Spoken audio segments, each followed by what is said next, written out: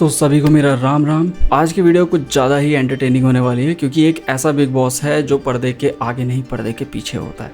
तो हम इस वीडियो में बात करेंगे ऐसे संत की जिसने एक मोर्चा खोला है कि जो भी अशास्त्रीय काम करेगा, शास्त्र के विरुद्ध जाके जो भी कोई काम करेगा उसका वो खंडन करते रहेंगे। इनका नाम आपने शायद कभी सुना भी नहीं होगा, ये मेन स्ट्रीम मीडिया में भी नहीं है। तो अब मैं इनका इंट्रोडक्शन जो है वो कैसे दूँ, मुझको तो समझ में भी नहीं आता क्योंकि ये बहुत सेंसिटिव टॉपिक है।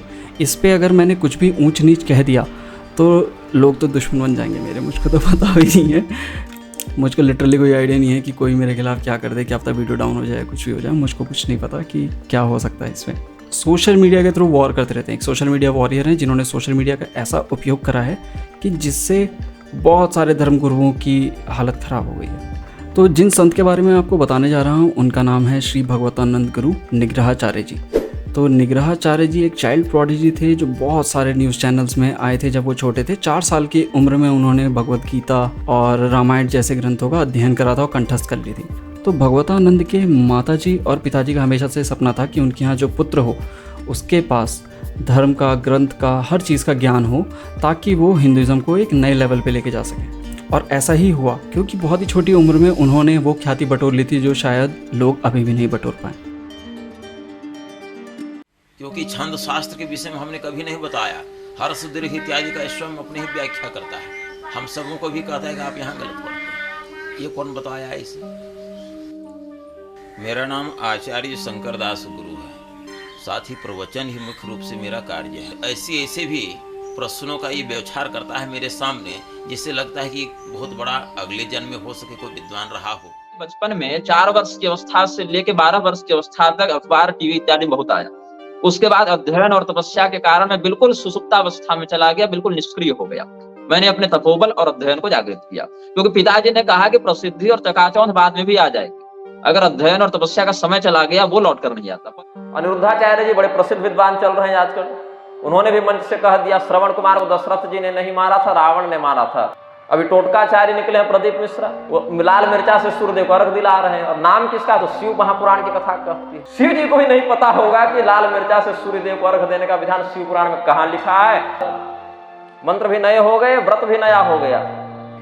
ये पाखंड है। सदानंद सरस्वती बैठे हुए थे नीचे, स्त्री कथावाचिका ऊपर प्रवचन कर रही थी। हमने आपत्ति की थी कि यदि हमारे विवेक में वह शास्त्रीय है तो हम समर्थन करेंगे और अशास्त्रीय है तो हम उस बात का विरोध करेंगे।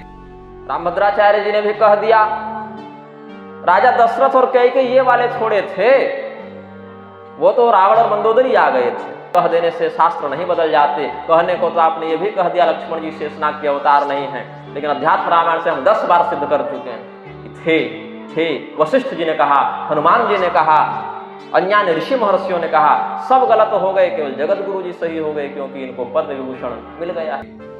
दंडी सन्यासी होकर निर्विकल्पानंद महिलाओं के साथ होली खेल रहा था कीचड़ की, उस समय तो आपके मुख से बयान नहीं निकला होगा कुछ कि दंडी सन्यासी होकर पूरी पीठ में बैठकर ये व्यक्ति कैसे इस प्रकार से कर रहा है। उस समय तो आपके मुख से कोई बात नहीं निकली होगी, तब आपका ध्यान उस विषय पर नहीं गया था गोविंदानंद जी। मोहन भागवत ने कह दिया था ना, ग्रंथ लिखित नहीं थे हमारे यहाँ। अब देखिए क्या कहते हैं वेदव्यास जी। अब वेदव्यास जी आरएसएस प्रमुख तो नहीं बने थे, इसलिए शायद उतने ज्ञानी नहीं होंगे इन लोगों की दृष्टि में। और हमने उसी प्रकरण में प्रतिज्ञा कर ली थी, जब तक हमारे अंदर भगवान की कृपा, इच्छा और शक्ति विद्यमान है, भगवान जब तक चाहते हैं, चाहे किसी संप्रदाय का कोई आचार्य हो, कोई पुरस्कार मिला हो, किसी पद पर बैठा हो, यदि स्वसंप्रदाय के विरुद्ध जाकर धर्मशास्त्रों की व्याख्या करे तो हमारे द्वारा उसका निग्रह किया जाएगा। एतदर्थ हम निग्रहाचार्य इस पृथ्वी पर विद्यमान है। हमने सबका शास्त्रीय प्रमाणों के साथ विरोध किया है। कोई फेसबुक पर मैं अपने नाम के आगे आचार्य लगाकर नहीं घूम रहा हूँ। मैं स्व संप्रदाय का अभिषिक्त निग्रहाचार्य हूँ और मैं अपने कर्तव्य का पालन कर रहा हूँ। इसके लिए मुझे न किसी की गुलामी की आवश्यकता है और न हम अपने कर्तव्य से किसी के कहने पर, निवेदन करने पर, धमकाने पर या आदेश देने पर भी पीछे हटेंगे। इस बात का आप ध्यान में रखें। हमने आपको 3 स्थान बताए और समय बताए, आप वहां पर पधारें और हमसे इस विषय पर शास्त्रीय परिचर्चा करें और समाज को धर्मशास्त्र के वास्तविक स्वरूप का दिग्दर्शन कराएं। हर हर महादेव, श्रीमन नारायण। बाद आपको थोड़ा बहुत तो अंदाज़ा लग गया होगा कि ये कैसी पर्सनैलिटी हैं, बिल्कुल बेबाक हैं, ये किसी को भी चैलेंज करने से नहीं रोकते। इन्होंने सोशल मीडिया पर बहुत सारे लोगों को ललकार दिया है शास्त्रार्थ के लिए। कई कई जगह तो ये गए भी हैं। आप इनका पूरा वीडियो इनके चैनल पे देख सकते हैं कि किन के साथ इन्होंने शास्त्रार्थ करा है, कौन कौन लोग इनसे शास्त्रार्थ में हार गए और इनका क्या व्यू रहा है शास्त्रार्थ को और उस सज्जन को लेके। है ना। तो मैं इसमें ज़्यादा नहीं बोलूँगा कि कौन हारा कौन जीता, मतलब ये आप लोग ही डिसाइड करना, क्योंकि मैंने पहले ही बताया कि ये सेंसिटिव टॉपिक है और इस पर अगर मैं ज़्यादा बोलूँगा तो वीडियो डिलीट भी हो सकती है, चैनल भी बंद हो सकता है। इस चैनल तो भी शुरू ही हुआ है। जितने भी धर्मगुरु हमारे समाज में पाखंड करते रहेंगे उसका ये हमेशा विद्रोह करते रहेंगे और ये कहते हैं कि सत्य की हमेशा जीत होती है, चाहे अभी हो चाहे लास्ट में हो, लेकिन हो जाएगी। और सत्य बोलने वाला हमेशा कष्ट में रहता है। सबसे बड़ी बात तो ये थी इनके पूरे इस कैरेक्टर में कि उन्होंने विद्रोह करा श्री रामभद्राचार्य जी का। रामभद्राचार्य जी अपने में ही एक बहुत कंट्रोवर्शियल संत हैं। तो रामभद्राचार्य जी का अपना एक सेपरेट बहुत बड़ा फैन बेस है। बहुत सारे लोगों ने उनको देखा होगा, टीवी पे देखा होगा, इंटरनेट पे देखा होगा। बहुत सारे लोग तो कथा सुनने आते हैं, मेरी माता जी भी उनकी कथा सुनने गई हैं। ओके, अपने में ही एक बहुत बड़ी पर्सनैलिटी हैं। उनके नाम के आगे जगत गुरु लगता है तो वो जगत गुरु रामभद्राचार्य जी हैं। वो तुलसी पीठाधीश्वर हैं। उन्होंने एक दिव्यांगजनों के लिए एक स्पेशल विश्वविद्यालय खोला है। वो पद्म विभूषण विजेता हैं। इंडिया का second highest honorary citizen award उनके पास है।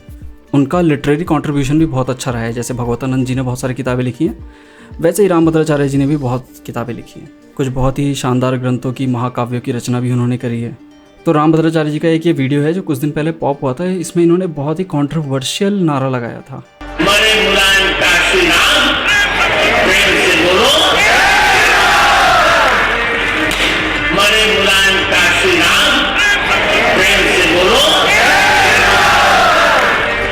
तो श्री रामभद्राचार्य जी का धर्म गुरु होने के बावजूद भी, इतनी बड़ी पदवी पाने के बावजूद भी वो कंट्रोवर्सी से अछूते नहीं हैं। उन्होंने ब्राह्मणों के ऊपर बहुत बार टिप्पणी करी। उन्होंने किसी समुदाय विशेष के ऊपर बहुत ज़्यादा टिप्पणियाँ करी हैं। जो नीच ब्राह्मणों, अधम ब्राह्मणों की चर्चा चलाई गई कि लोग अपनी बेटी नहीं देते। उपाध्याय और चौबे, त्रिगुणायत, दीक्षित और पाठक। तो एक टाइप से देखा जाए तो पॉलिटिशियंस भी लगभग ऐसी बातें करते हैं, तो कोई बहुत बड़ी बात नहीं है। लेकिन धर्मगुरु होने के बावजूद इन्होंने धर्म ग्रंथों पे जो सवाल उठाए उससे एक तबका, पूरा संत समाज का इनसे खिन्न भिन्न है। तुलसीदास जी की रामायण के ऊपर, वाल्मीकि जी की रामायण के ऊपर कितनी टिप्पणियाँ करी हैं। इन्होंने तो यहाँ तक ये भी बताया है कि रामचरितमानस में 3000 से ज़्यादा अशुद्धियाँ हैं जिनको वो करेक्ट करके रिलीज़ कर रहे हैं। फिर उन्होंने बताया कि हनुमान चालीसा में बहुत ज़्यादा अशुद्धियाँ हैं। तो जैसे रामायण का उत्तरकांड है उसको इन्होंने विक्षिप्त बोल दिया। कुछ बातें निग्रहाचार्य जी को, रामभद्राचार्य जी की बहुत बुरी लगी। तो जब ये इतने कंट्रोवर्सीज़ में जुड़ते जा रहे थे तो निग्रहाचार्य जी अपने बैकएंड से वीडियोस बना के फेसबुक पे और यूट्यूब पे डाले जा रहे थे इनके विरोध में की, और इनकी हर चीज़ का खंडन वो करते जा रहे थे। देखिए, मैं एक पंक्ति में आपको रामभद्राचार्य का व्यक्तित्व बताता हूँ। कुशाग्रता, आत्ममुग्धता और हठधर्मिता, इन तीनों को अगर समान अनुपात में मिला जाए और अहंकार की धीमी आंच में सेका जाए तो जिस तत्व का निर्माण होता है उसको कहते हैं रामभद्राचार्य। ये मेरा अनुभव रहा। इन्होंने यहाँ तक कि एक किताब भी लिख दी है जिसमें उन्होंने उनको फुल ऑन क्रिटिसाइज किया है और उनको पूरा घेर के वो किताब पब्लिश कराई है। हाँ, तो किताब का नाम है मूर्ख हृदय न चेत, सीता निर्वासन एवं शंभुक वध सही, चित्रकूटस्थ तुलसी पीठाधीश्वर स्वामी श्री रामभद्राचार्य पक्षधर खंडन। और इसके लेखक हैं श्री भगवतानंद गुरु। तो उन्होंने, भगवतानंद जी ने एक पूरी किताब लिखी है, जो देखिए ना 419 पन्नों की किताब लिखी है इन्होंने। हाँ, ये देखिए भगवतानंद गुरु जी की फ़ोटो है। शास्त्रज्ञ विद्वज्जनों के आशीर्वचन, यानी हाँ, यहाँ पे कुछ टेस्टिमोनियल्स भी हैं। जो भी शास्त्री लोग हैं, जो भी शास्त्र का ज्ञान रखते हैं, उनके टेस्टिमोनियल है। फिर यहाँ अपना भूमिका आ गया, प्रथम भाग, द्वितीय, निष्कर्ष, परिशिष्ट।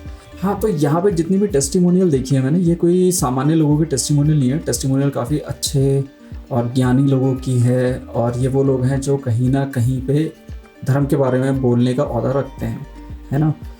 तो इन लोगों ने प्रार्थना करी है कि इस किताब को ज़रूर पढ़िए और आपको पता लग जाएगा कि जो रामभद्राचार्य जी बोल रहे हैं वो गलत है कि नहीं। और वो वीडियोस बनाते रहे तो एक ना एक दिन ऐसा हुआ कि वो वीडियोस पहुंच गई इनके पास, रामभद्राचार्य जी के पास।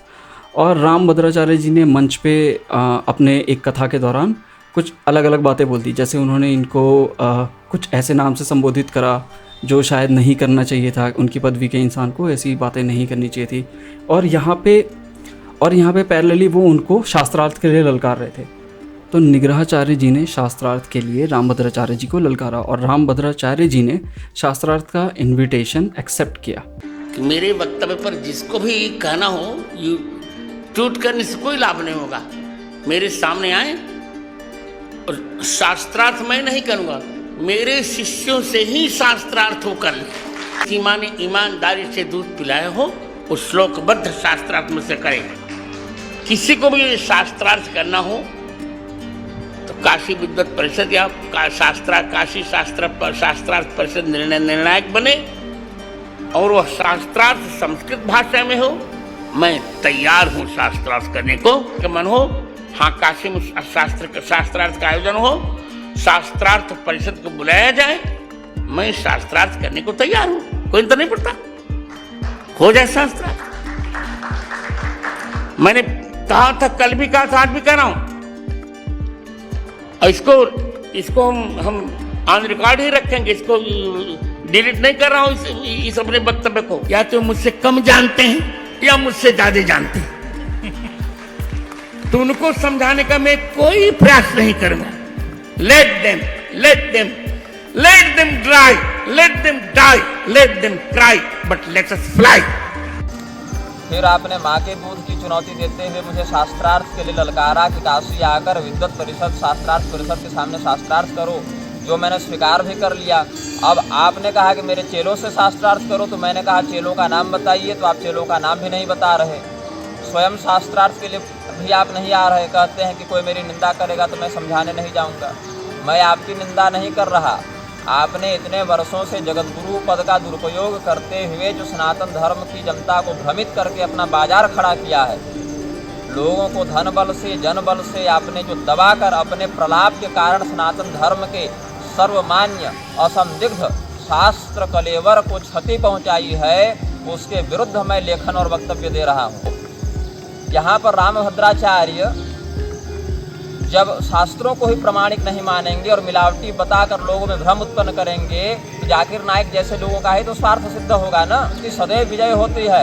आप अपने पूर्व के वक्तव्यों और लेखों के लिए या तो क्षमा मांगे या तो मुझसे आकर काशी में शास्त्रार्थ करें, जो कि आपने ही पहले निर्धारित किया था। तो रामभद्राचार्य जी ने बोला कि मेरे से शास्त्रार्थ करने से पहले मेरे शिष्य ही तुम्हें शास्त्रार्थ में हरा देंगे, और उन्होंने अपने कुछ शर्तें रखी। तो यहाँ से उन्होंने भी शर्तें रखी, निग्रहाचार्य जी ने यहाँ से भी अपनी एक शर्त रखी। निग्रहाचार्य जी ने बोला कि जो भी मेरे साथ शास्त्रार्थ करके हारेगा, अगर शास्त्रार्थ करके जो भी हारेगा वो अपने प्राण त्याग देगा। फिर रामभद्राचार्य ने कहा कि भाई संस्कृत में शास्त्रार्थ करो। हमने कहा चलो वो भी देख लेते हैं। फिर कहा श्लोकबद्ध करो। हमने कहा चलो वो भी प्रयास करेंगे। तब हमने एक और शर्त रखी कि अब जब आप इतना कुछ रख ही रहे हैं तो मेरी ओर से एक शर्त यह रहेगी कि जो शास्त्रार्थ में हारेगा वह प्राण भी त्यागेगा।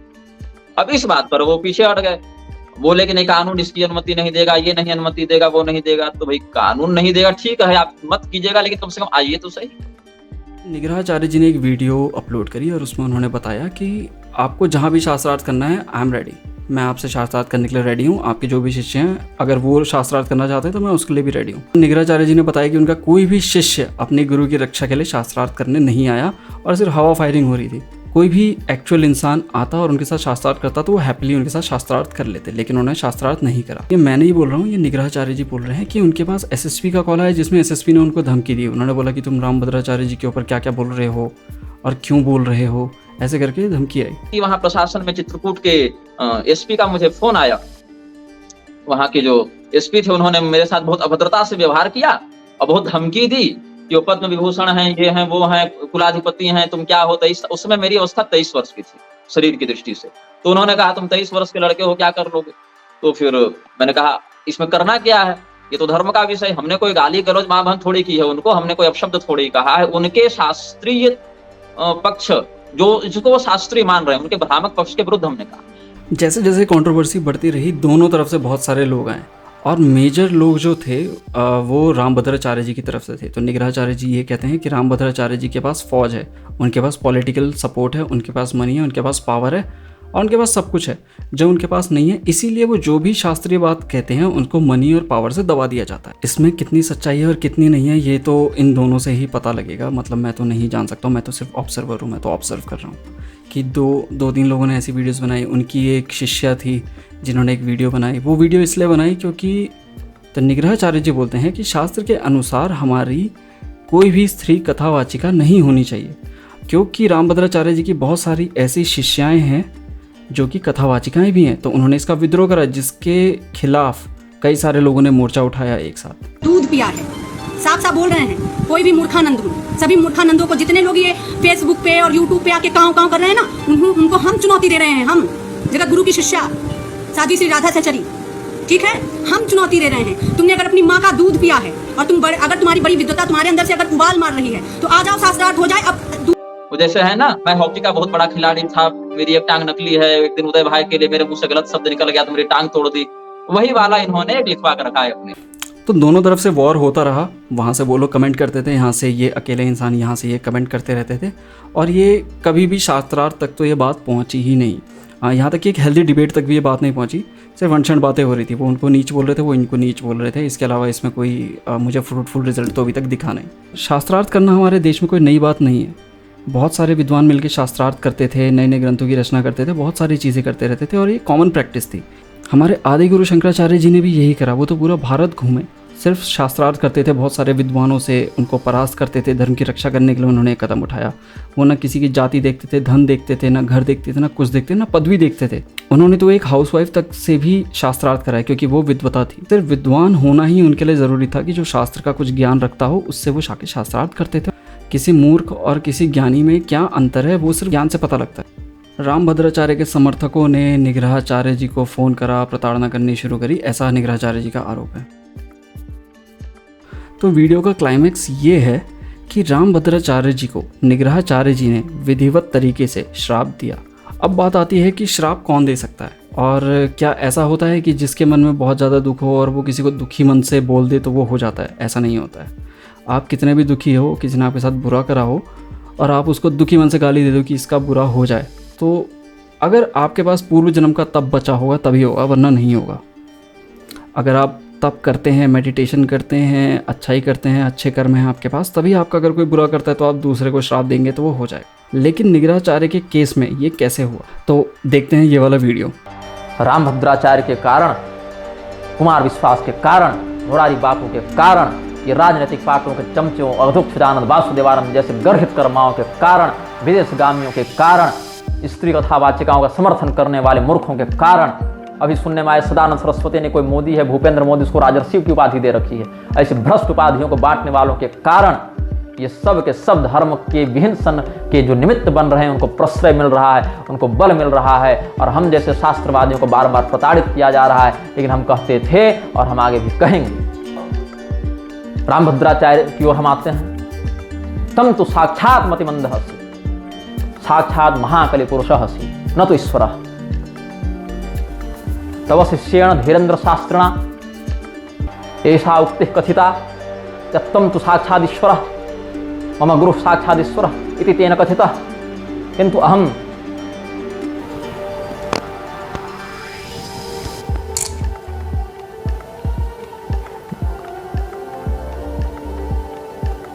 शास्त्र प्रामाण्य रक्षार्थम निग्रहो हम भुवि स्थितः, मज्जिह्वा काल जिह्वा स्यात् अब बृहस्पति दिशो जही। क्षम प्रमथाधम पशुपतिम भूतेश्वरम चिंतये श्री क्रोधाय नमः। रामभद्राचार्य का जो होना है उसको तो अगले जन्म में पता चलेगा। आज उसके कारण हमें वेश्यापुत्र कहा गया है। रामभद्राचार्य ने अपने पूर्वाचार्यों के साथ जो किया है, क्रोध से तपस्या का नाश होता है, लेकिन अब ठीक है, कुछ तपस्या का नाश धर्म रक्षण में भी लगना चाहिए। श्रीमन्नारायण। तो ये जो पूरा वीडियो देखने के बाद तो ये निष्कर्ष निकलता है कि निग्रहाचार्य जी कितने दुखी हैं और उनको वैश्यपुत्र बोला गया, जिसकी वजह से उन्होंने पूरा वीडियो बनाया और श्राप दिया। इसका कॉन्सिक्वेंस ये हुआ कि अगले दिन ही श्री रामभद्राचार्य जी एम्स ऋषिकेश में भर्ती हो गए। एम्स ऋषिकेश में भर्ती हुए तो निग्रहाचार्य जी के समर्थक जो थे वो कमेंट सेक्शन में काफ़ी खुश हो गए। उन्होंने बोला कि श्राप लग गया, श्राप लग गया, मज़ा आ गया, मज़ा आ गया।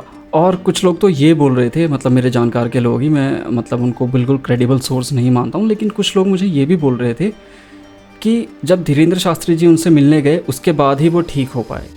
अगर आप साधक हैं, उपासक हैं, तांत्रिक हैं, मांत्रिक हैं, यांत्रिक हैं, आप जो भी हैं, अगर आपने कभी भी ऐसी विशेष पूजाएं करी तो आपको पता है कि श्राप देना, मारन, मोहन, उच्चाटन, ये सब संभव होता है। और ये इस साइंस के तो परे की बातें हैं सारी। ये ऐसी बातें हैं जिस पर कोई जल्दी यकीन नहीं मानता। जब तक उनके साथ होता नहीं तब तक कोई यकीन नहीं मानता।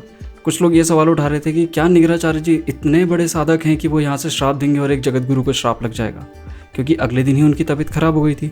और फिर एक और कॉन्स्पिरेसी ये है कि रामभद्राचार्य जी को ठीक करने के लिए श्री धीरेन्द्र शास्त्री जी गए। और ये जो मैं बोल रहा हूँ इसका कोई भी ठोस सबूत नहीं है, ये मेरे साथ के आपस के 3-4 पंडित लोग बात कर रहे थे कि धीरेन्द्र शास्त्री जी अगले दिन गए होंगे और उन्होंने ही झाड़ फूक के उनको ठीक करा होगा। जैसा कि मैं निग्राचार्य जी के कमेंट पढ़ रहा था, उसके नीचे ये लिखा था कि ये धर्म विरोधी बातें करता है और ये पाखंडी है, ये ढोंगी है, ये ईसाई है, ये मुस्लिम है, ऐसी ऐसी बातें लिखी हैं। मुझे समझ नहीं आता ये क्यों लिखी हैं। तो जहाँ तक कि निग्राचार्य जी की बात है, निग्राचार्य जी भी अपनी तरफ सही हैं। निग्राचार्य जी भी बोलते हैं कि अगर आप शास्त्रार्थ करते हो तो इससे सिर्फ धर्म का उत्थान ही होगा, बहुत सारी शंकाएं हैं जो ख़त्म होंगी और बहुत सारे आडंबर का विध्वंस होगा। और जो भी पाखंडी है वो शास्त्रार्थ के बाद पता लग जाएगा कि पाखंडी कौन है। मैं तो ये मानता हूँ कि हर पद की एक गरिमा होती है और आप किसको ललकार सकते हो, किसको नहीं ललकार सकते हो, ये भी बात आपकी जायज़ होती है। शास्त्र क्या है, उनको कैसे अध्ययन करना चाहिए, शास्त्र के हिसाब से आज के समय में क्या बहुत सारी चीज़ें हम कर सकते हैं, नहीं कर सकते हैं, ये सब तो धर्मगुरुओं का आपस का मामला है। और इससे इम्पैक्ट क्या बढ़ता है ये भी अलग बात है। चाहे निग्राचार्य जी हों, चाहे श्री रामभद्राचार्य जी भी हों, इन दोनों को खुले मंच पे ऐसी अभद्र बातें बोलना, किसी को उकसाना, किसी पे भी आरोप लगाना, ये मेरे हिसाब से तो जायज़ नहीं है। बाकी सब लोगों का अपना अपना अलग अलग व्यू है। कुछ लोग बोल रहे हैं कि अगर अशास्त्रीय काम हो रहा है तो उसका विरोध होना चाहिए। मेरा भी यही मानना है कि अगर अशास्त्रीय काम हो रहा है तो उसका विरोध होना चाहिए। और ये जो विरोध हो रहा है वो सिर्फ एक इंसान क्यों कर रहा है और वो सबके खिलाफ क्यों कर रहा है? क्या ये बहुत बड़ी पॉलिटिक्स है? क्या ये बिग बॉस इतना खतरनाक शो होने वाला है? क्या ये अलग तरीके का एक रियलिटी शो है जो मैं फॉलो कर रहा हूँ, जो बाकी के लोग फॉलो नहीं कर रहे हैं? सभी लोग का मुझे इसमें कमेंट चाहिए। और इस वीडियो का अंत में एक बात बोल के करना चाहूँगा कि इस जीवन में, मनुष्य रूपी जीवन में, मारण, मोहन, उच्चाटन, श्राप, ये सब फलित होता है। और इस पर चाहे कोई यकीन माने चाहे ना माने। ओम नमो नारायण। आक्षेप किया है, उनका खंडन किया है, सत्य घटनाओं पर आपने जो है सो असत्य होने का आरोप लगाया है।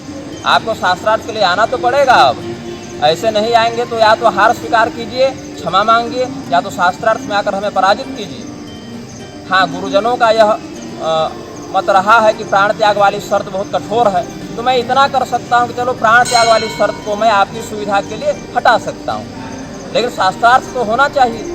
आप 40 वर्षों से कह रहे हैं ये ग्रंथ प्रमाणिक नहीं, ये मिलावटी है, इसका अर्थ गलत है, इसका टीकाकारों ने गलत अर्थ किया, तो यह अनुचित बात है। आप शास्त्रार्थ के लिए आएँ और अपने वचन को पूरा करें, हिंदू धर्म को भ्रम से बचाएं।